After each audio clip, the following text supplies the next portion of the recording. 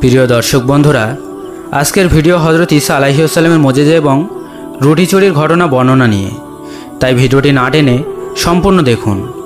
ঈসা আলাইহিস সালামের মুজিজা এবং রুটি চুরির ঘটনার মধ্যে অবাক করা শিক্ষা আছে, যা গ্রহণ করা অত্যন্ত জরুরি এবং এই শিক্ষা জীবনে বাস্তবায়ন করলে দুনিয়ার বিভিন্ন বিপদ থেকে বেঁচে থাকা যাবে এবং পরকালের জীবন উজ্জ্বল হবে। একদিন হযরত ঈসা আলাইহিস সালাম সফরে বের হলেন, সঙ্গে আহারের জন্য নিলেন 3খানা রুটি। এমন সময় এক ইহুদি আর্য করল, হে আল্লাহর নবী, আমি আপনার সফরের সঙ্গী হতে চাই। হযরত ঈসা আলাইহিস সালাম বললেন, ঠিক আছে, তুমি যখন আমার সাথে যেতে চাচ্ছ তাহলে চলো। অতঃপর দুজনে মিলে হাঁটতে শুরু করলো। খানিকটা পথ চলার পর ক্ষুধা পেলে তিনি রুটির পোটলাটি লোকটির কাছে দিয়ে ওযু করতে গেলেন। ফিরে এসে পোটলাটি চাইলেন, খুলে দেখলেন রুটি 2খানা আছে। তিনি জিজ্ঞাসা করলেন, রুটি তো 3খানা ছিল, তুমি কি 1খানা খেয়েছো? লোকটি বলল, না হুজুর, আমি খাইনি। খাবার শেষে তারা আবার পথ চলতে শুরু করলেন। বনের মধ্যে হরিণপাল চলতে দেখে হযরত ঈসা আলাইহিস সালাম একটি হরিণকে ডাকলেন।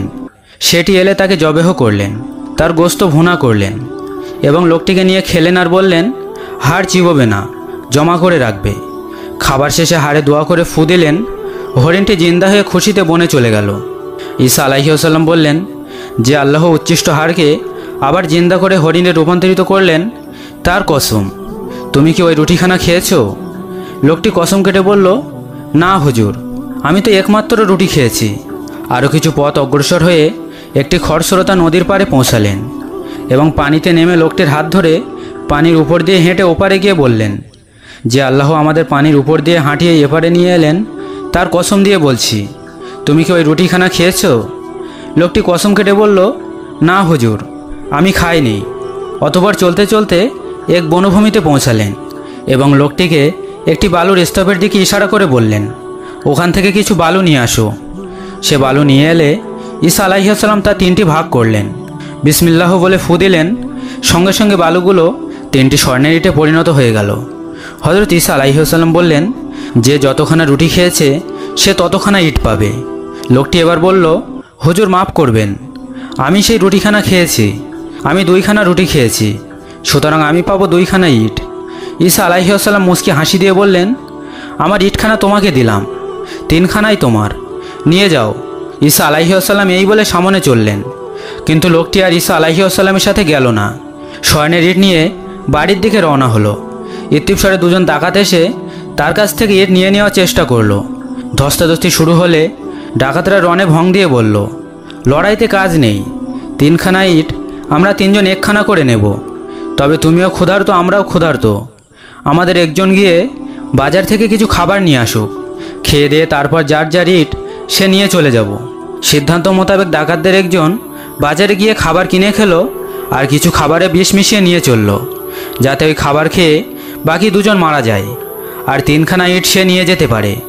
এদিকে বাকি 2জন পরামর্শ করলো যে খাবার নিয়ে আসা মাত্রই আক্রমণ করে ওই লোকটিকে হত্যা করবে আর ইট ভাগাভাগি করে তারা নিয়ে নেবে। যেই কথা সেই কাজ। ওই লোকটি খাবার নিয়ে আসা মাত্রই তার উপর ঝাঁপিয়ে পড়ল এবং তাকে হত্যা করলো। তারপর তার আনিত বিষ মিশানো খাদ্য 2জনে খেয়ে ফেলল এবং মৃত্যুর কোলে ঢলে পড়ল। 3খানা স্বর্ণের ইটের পাশে পড়ে রইল 3খানা লাশ। পরবর্তীতে হযরত ঈসা আলাইহিস সালাম ওই পথ দিয়ে ফিরছিলেন। তিনি এই অবস্থা দেখে আফসোস করলেন, হে দুনিয়া, আফসোস, শত আফসোস তোমার জন্য। তোমার লোভে পড়ে কত মানুষ তাদের জিন্দেগি বরবাদ করলো। হায় লোভ! বাংলায় প্রবাদ আছে, লোভে পাপ আর পাপে মৃত্যু। প্রিয় দর্শক, এই ঘটনা থেকে আমাদেরকে শিক্ষা গ্রহণ করা উচিত যে অতিমাত্রায় দুনিয়ার ধন দৌলত কামাই করার বাসনা মানুষকে বরবাদ ও ধ্বংস করে ছাড়ে। তাই আল্লাহ আমাদেরকে যা কিছু দিয়েছেন তার উপর সন্তুষ্ট থেকে মৃত্যুর পরবর্তী জীবনের জন্য সকলকেই তৈরি হয়ে নেওয়া উচিত। প্রয়োজনের চেয়ে খুব বেশি সম্পদের লোভ ভালো না, মিথ্যা সমস্যা সৃষ্টি করে। অতি লোভ মৃত্যুর কারণ হয়। চক্রান্তকারী নিজেই চক্রান্তের শিকার হয়। প্রিয় দর্শক বন্ধুরা, এই ছিল আমাদের আজকের ভিডিও। আজকের এই ভিডিও কেমন লাগলো তা কমেন্ট করে আমাদের অবশ্যই জানাবেন। ভিডিওটি ভালো লাগলে একটি লাইক করুন এবং প্রতিনিয়ত ইসলামিক ভিডিও পেতে আমাদের এই চ্যানেলটি সাবস্ক্রাইব করুন। আপনারা ভালো থাকবেন ও সুস্থ থাকবেন। খুদা হাফেজ।